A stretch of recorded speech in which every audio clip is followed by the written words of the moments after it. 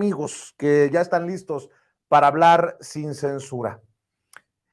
Teresa Montaño, periodista independiente, directora del portal The Observer, la mujer que fue pieza fundamental para que se hiciera la investigación de los miles de millones de pesos entregados en contratos por el gobierno del Estado de México a empresas fachada, una investigación periodística que publicaron medios como The Guardian y El País, y que embarró al presidente del PRI en el Estado de México y a la que fuera candidata del PRIANREDE en el pasado proceso electoral. Querida Teresa, te saludo con mucho gusto. ¿Cómo te va? Muy bien, Vicente, muchas gracias. Buen día a todos. Gracias por la invitación. Gracias por acompañarnos. Déjame también saludar al maestro Francisco Paco Cruz, periodista independiente, escritor, autor del libro de Contexto Actual, y que precisamente nos va a llevar en el transcurso de la mesa de diálogo a hablar de García Luna. García Luna, el señor de la muerte, orgullosamente miembro de esta familia sin censura. ¿Cómo estás, Paco? Te abrazo a la distancia. Vicente, ¿cómo estás? Muy bien, muchas gracias. Teresa, buenos días, gusto verte, mira, que me da gusto y que estemos aquí en esta mesa, Vicente, a la orden. Claro que sí. Déjenme preguntar, déjenme plantear qué retos.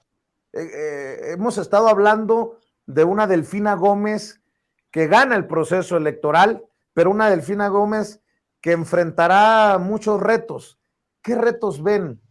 ¿Cómo ven este proceso para que asuma las riendas del Estado de México la primera mujer y por primera vez de un partido que no es el PRI? Teresa, ¿qué ves como retos para la maestra Delfina Gómez ahora que será gobernadora del Estado de México?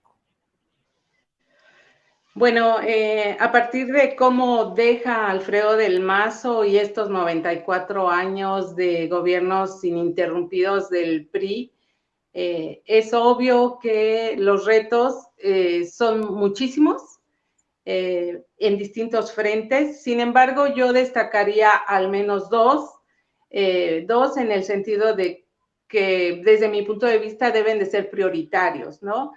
El primero de ellos sería, para mi gusto, sería sí el tema de seguridad que han estado ya mencionando algunos analistas, porque se han llegado a puntos insostenibles en algunos aspectos relacionados con la seguridad. Y en el segundo tema sería, quizás ahí estarían en el mismo nivel, el tema de combatir la corrupción de manera contundente y definitiva, para que esto después no se le, digamos, no le actúe en contra. Creo que en esos dos temas debe de haber, de marcarse las prioridades. En el tema de seguridad, obviamente, la violencia de género, y hay otro aspecto que se menciona poco, pero que es muy grave y que alcanzó ya niveles realmente preocupantes y que poca gente conoce, que tiene que ver con las desapariciones en el Estado de México. Durante el mes de marzo, el Estado de México, desde febrero, marzo, desplazó a Tamaulipas en el segundo lugar a nivel nacional en desapariciones. Tenemos un acumulado de 12,700 desapariciones en términos redondos, desapariciones históricas de personas. Sin embargo, en esta administración comenzaron a incrementarse en los últimos años. Me parece que esa es una prioridad que no se ha visibilizado mucho, de la que no se habla mucho, porque, bueno, yo hice una investigación para una empresa de investigación también a principios de año, y lo que nos decían las organizaciones es que pudiera haber agentes del Estado involucrados, esto es, policías, corporaciones policíacas, MPs involucrados en estos esquemas de desaparición. El otro tema que creo que tiene que ver también con seguridad es la fabricación de culpables de manera sistemática, que comenzó a crecer también en esta administración como una forma para aparentar que se mejoraban las estadísticas en la impartición de justicia. Este es un tema gravísimo que mantiene postradas a cientos, quizá miles de familias, y que al mismo tiempo ha derivado en otra crisis dentro de los penales de la entidad. Y bueno, y en el tema de corrupción, creo que ahí hay mucho que hacer porque es el epicentro del entorno al cual gira todo. Tenemos problemas de corrupción que ya se ha generalizado y quizás se tendrán que dar tiros precisos para empezar a desmontar, a desestructurar estos esquemas de corrupción centrados en el saqueo de los recursos públicos. Paco, ¿tú cómo ves esta serie de retos que enfrentará la maestra Delfina Gómez cuando asuma la gubernatura, el gobierno del Estado de México?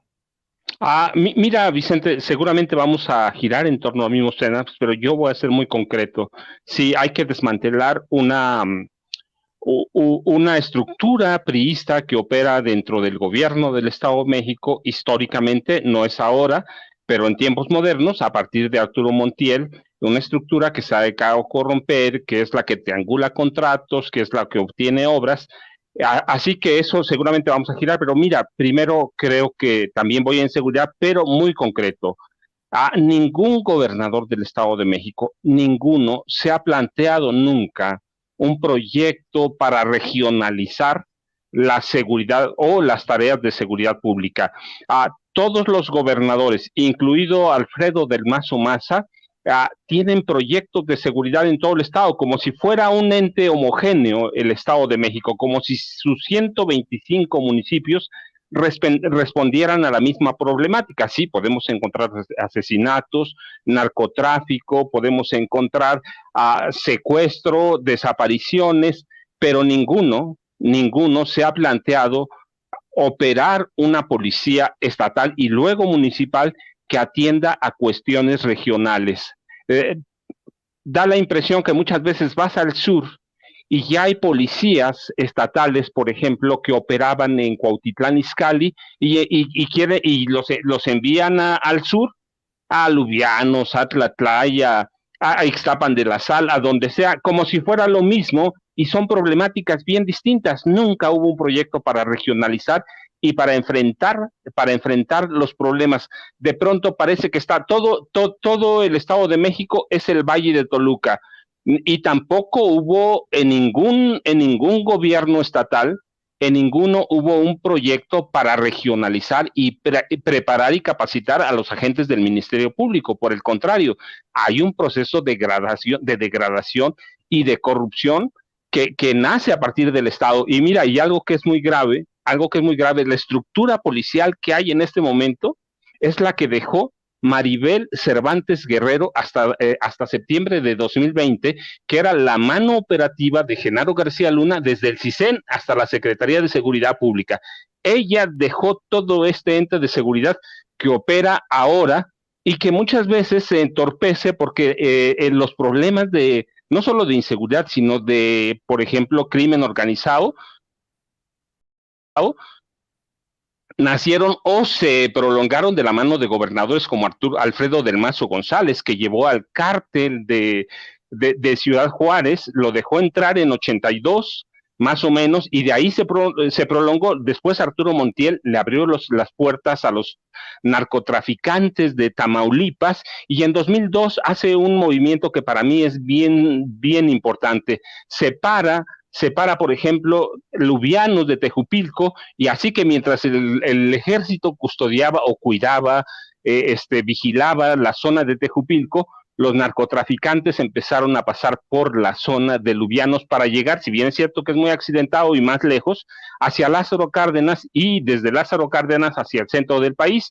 Y luego llegó Enrique Peña Nieto, y yo lo he dicho, lo he documentado, lo he escrito en libros. Enrique Peña Nieto controlaba al narcotráfico del Estado de México a través de familiares de él y a través de personajes importantes del grupo Atlacomulco, apellidos como José Mansur Ocaña, que son apellidos de abolengo, de sangre azul del grupo Tlacomulco. Y lo mismo funciona ahora con Alfredo del Mazo Maza, es decir, no hay ningún proyecto de seguridad pública, nunca lo hubo, y ahora menos, así que la maestra Delfina tiene que enfocarse de entrada. A mí me parece que en esos asuntos Tere tiene razón, ahí podemos darle matices, podemos darlo en la violencia de género, que es gravísima, 140 asesinatos de mujeres en razón de feminicidio, conocidos como feminicidios, pero hay que atender la seguridad pública, pero para mí dándole ese matiz de regionalizar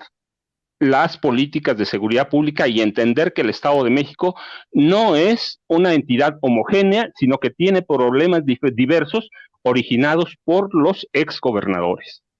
Así es. Básicamente, a ver si queda claro.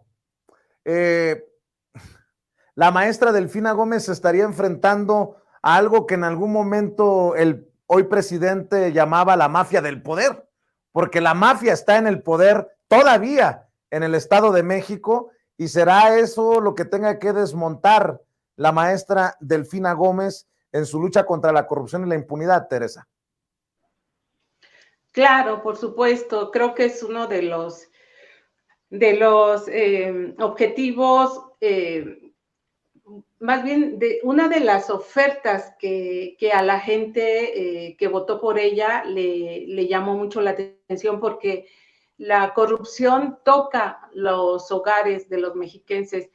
Hay una encuesta que se llama, por aquí la anoté, hay una encuesta que se llama la Encuesta Nacional de Calidad e Impacto Gubernamental que realiza el INEGI, ubica a la entidad en el 4º lugar en cuanto a la tasa de corrupción. Esto significa que de cada 100,000 habitantes, 32,900 aproximadamente, están tocados por la corrupción, son afectados por la corrupción cada año. Y el número de víctimas se estima en temas de corrupción en más de 17,700 casos anuales por cada 100,000 habitantes.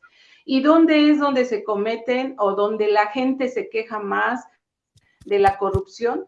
En las autoridades, cuando tiene contacto con las autoridades de seguridad, en trámites de juzgados, básicamente. Entonces, esto mismo refleja lo que habla un poco también Francisco, ¿no?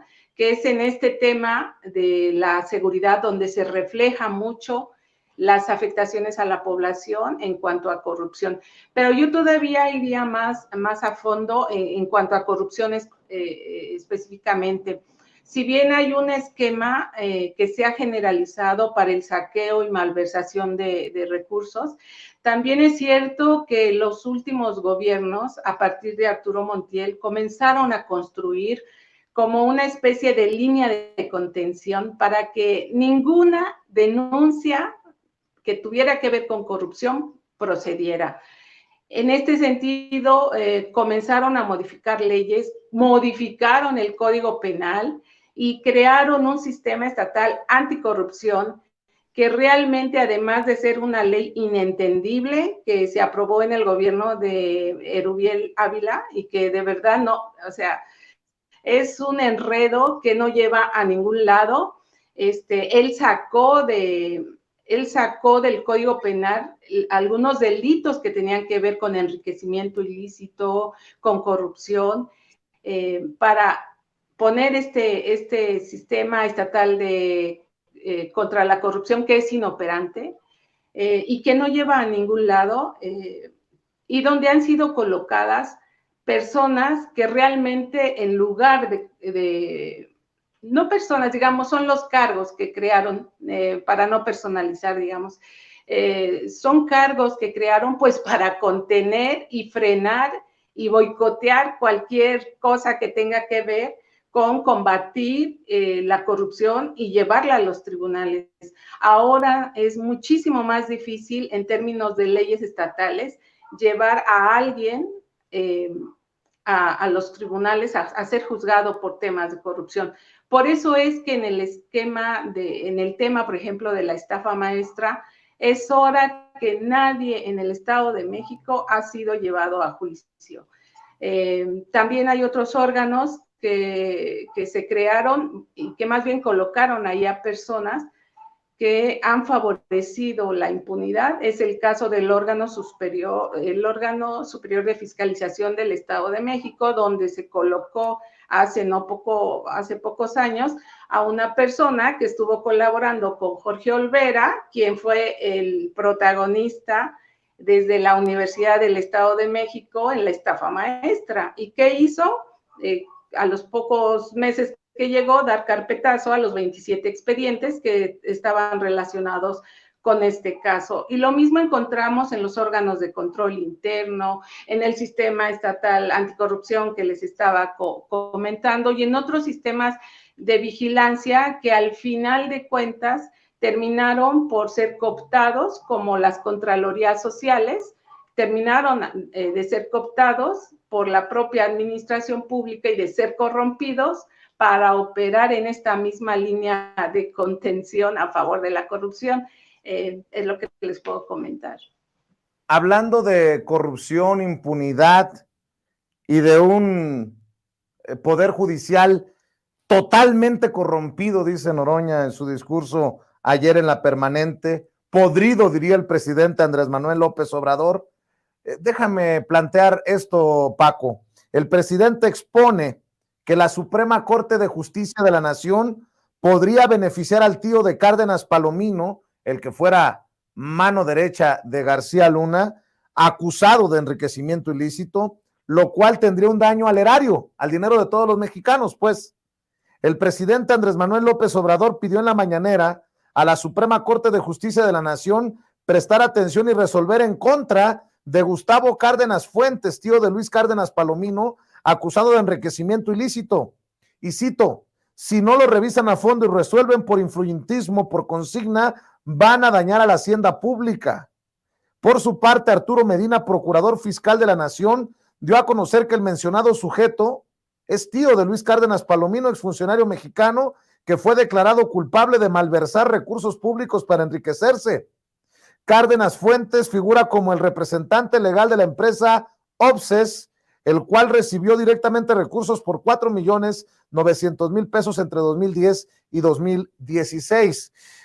Para las personas que podrían estar despistadas y confundidas, hay que recordar que Luis Cárdenas Palomino ha sido acusado de tortura. Fue la persona señalada de torturar en la televisión nacional en vivo y en directo a Israel Vallarta durante el montaje que se presentó en pantallas como la de Televisa con Carlos Loret de Mola. Luis Cárdenas Palomino, un hombre que escuchamos una y otra vez los que cubrimos el juicio contra Genaro García Luna, como el hombre que recibía las órdenes no solamente del superpolicía de Felipe Calderón García Luna, sino era el que pues iba de corre, ve y dile con los mensajes de los grandes capos del crimen organizado, reconocido por Felipe Calderón también como un gran policía y que hoy está tras las rejas. Pero no sorprendería, Paco, entendiendo que ese mismo Poder Judicial del que forma parte la Suprema Corte de Justicia de la Nación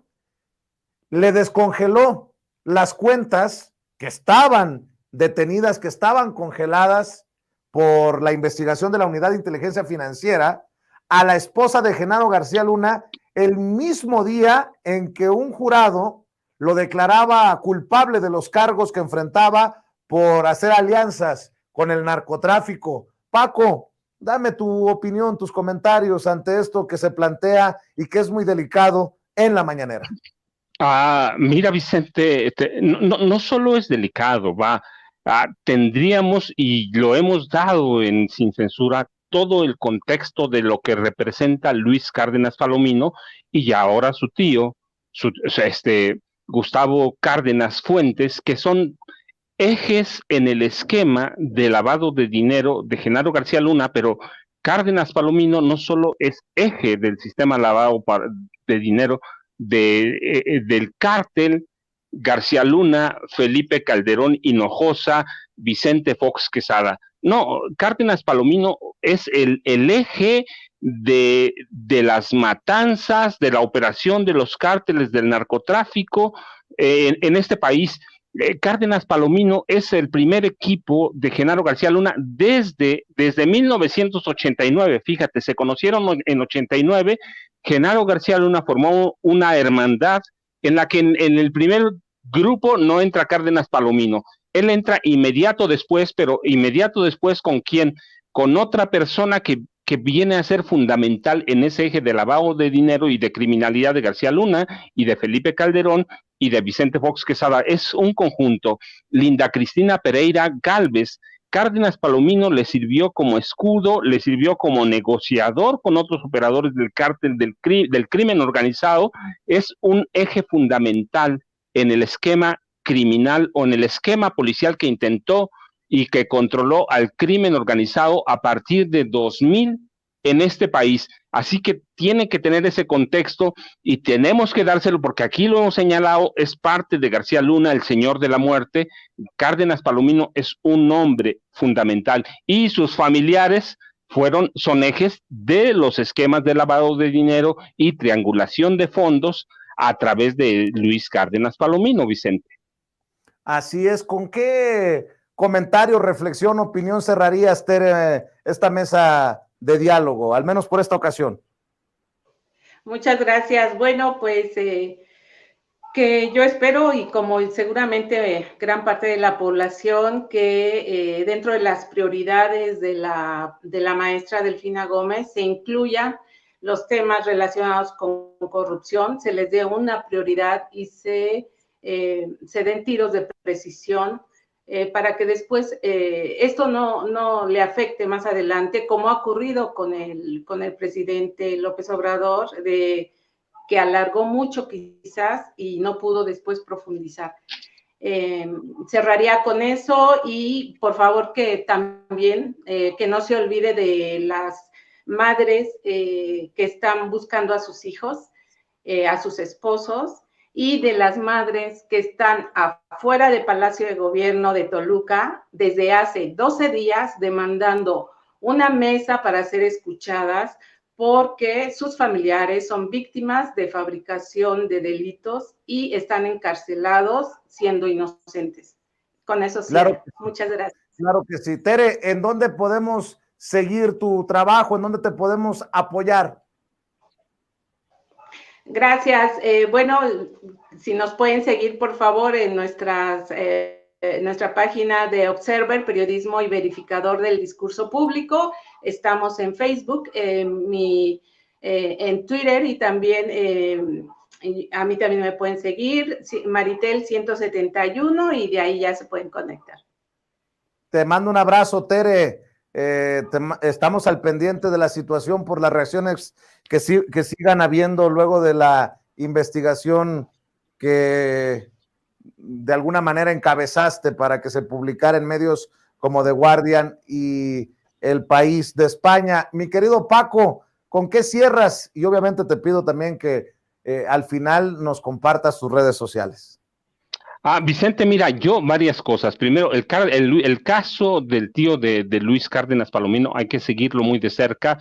Es fundamental para la operación del crimen organizado en este país. Así que hay que seguirlo, hay que ver qué va a determinar. Yo estoy pendiente de eso. Pero no, mira, en el caso del Estado de México, estoy convencido que la maestra tiene algunos retos que puede resolver en lo inmediato. Y seguramente los resultados no se van a notar inmediato, pero sí su trabajo. Uno, el desmantelamiento de la estructura priista que opera la corrupción desde hace mucho tiempo en el gobierno del Estado de México. Dos, la regionalización de la seguridad pública para atender a un estado tan complejo, un estado de entre 18 y 19 millones de habitantes, que ha sido penetrado desde 1982 por el tráfico de drogas primero, después por el crimen organizado de la mano de los gobernadores del Estado de México. Y tercero, que también es algo que puso en marcha el presidente Andrés Manuel López Obrador tan pronto llegó a la presidencia de la República, la redistribución del ingreso. urge en el Estado de México, una entidad que tiene 9 millones de habitantes en la pobreza, otros 5 con algún nivel de pobreza y una clase alta muy poderosa económicamente hablando, urge que ponga en marcha políticas para redistribuir la riqueza y meter en cintura a grupos como el pulpo camionero que sirven a intereses priistas. Así que hay cosas que se pueden hacer, la seguridad, la regionalización, para atender la violencia de género, también la puede atender de inmediato. Y tercero, la redistribución del ingreso, que es el estado más rico de este país, con muchos millones de pobres, casi 3 millones de personas en pobreza extrema, y eso no se puede aceptar. El presidente López Obrador, cuando tomó posesión, puso en marcha un proyecto de redistribución del ingreso que se ha notado hasta hoy, y yo espero que la maestra haga eco de esa política. Y después, el último, que es igual de importante, lidiar con el Poder Judicial del Estado de México, que es un ente que como a nivel federal se pudrió hace mucho tiempo. Vicente, yo, ya sabes, @Paco Cruz Jiménez en Twitter, Francisco Cruz Jiménez en Facebook. Muchas gracias, Vicente, un abrazo para Tere y muchas gracias por estar en esta mesa. Claro que sí, te mando un abrazo, Paco, un abrazo, Tere, estamos al pendiente, que pasen excelente tarde. Y bueno, a ver, hay conferencia, grábeme, don David,